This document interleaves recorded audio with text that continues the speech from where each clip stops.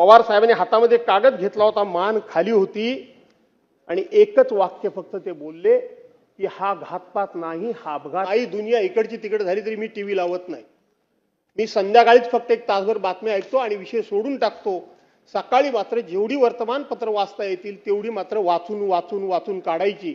पण हल्ली वर्तमानपत्र सुद्धा 8 वाजल्याशिवाय येत नाहीत, त्यामुळे ती सुद्धा वाचणं हल्ली कमी झालंय. पण माझा मुलगा विक्रम धावत आला. त्यांनी बघितलं, पप्पा पप्पा पप्पा टीव्ही लावा. बोलो काय झालं?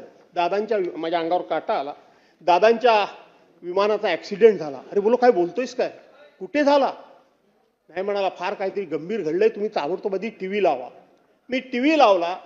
त्याच वेळेला बातमी सुरू झाली होती की विमानातली साहीच्या साही माणसं या ठिकाणी दगावल्याची शक्यता आहे, अत्यवस्था आहेत, वाचल्याची शक्यता कमी.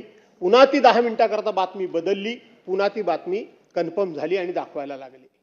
मी ताबडतोब त्या दिवशी अध्यक्ष महोदय बारामतीमध्ये पोहोचलो. त्या दिवशी मी बारामती होतो, दुसऱ्या दिवशी बारामतीमध्ये मी होतो. संपूर्ण कुटुंबीय, पवार कुटुंबियांना या ठिकाणी मी त्यावेळेला भेटलो. अध्यक्ष महोदय, खरं तर माझा हा भाषणाचा शेवटचा मुद्दा होता, परंतु हातामध्ये कागद घेऊन बोलणं माझी अडचण होते म्हणून तो ओघाने मी आला म्हणून सांगतो. यात मुख्यमंत्री महोदय, मी आज तुमची मुलाखत वाचली, रोज वाचतोय. सीबीआय मार्फत चौकशी करा, CID मार्फत चौकशी करा, DCGA मार्फत चौकशी करा, काय कशी चौकशी करा ती करा. पण महाराष्ट्राच्या मनामध्ये संशय आहे. महाराष्ट्राच्या सर्वसामान्य माणसाच्या जनतेला दादांचा अपघात झाला हे मन मानायला तयार नाही. तुमचंही मानायला तयार नाही आणि माझंही मानायला तयार नाही. कुठेतरी घातपात झालाय असंच वाटतं. काय झालं काय नाही झालं हे चौकशी अंती बाहेर येईल. इथं आमचे सदस्य रोहित पवार त्या संदर्भामध्ये भांडतायत. पण ते भांडत असताना दुसरी एक चर्चा घडते, ही चर्चा घडू नये म्हणून हा मुद्दा मी उपस्थित करतोय की त्या दिवशी पवार साहेबांनी सांगितलं की हा घातपात नाही, हा अपघातच होता. म्हणून रोहित पवार वेगळं बोलतात आणि पवार साहेब वेगळं बोलतात असा त्याचा अर्थ लागता कामा नये. का? तर त्या दिवशी ते बारामतीतलं मी दृश्य बघितलं. अख्खा महाराष्ट्र बारामतीकडे त्या ठिकाणी लोटला होता. माणसं ओळखणारी अनेक असतात आणि ते प्रत्येकाच्या मनामध्ये एक संपूर्णपणे चीड होती. कुठेतरी काहीतरी वाईट घडलंय, कुठेतरी ही दुर्घटना घडली की घडवली गेली आहे अशा पद्धतीचा संशय प्रत्येकाच्या मनामध्ये होता. पवार साहेबांसारखा एक अनुभवी माणूस की कोणत्या वेळेला कोणतं स्टेटमेंट करायचं हे त्यांना माहित होतं. तो स्टेटमेंट करतानाची पवार साहेबांची तुम्ही ती छबी समोर आणा.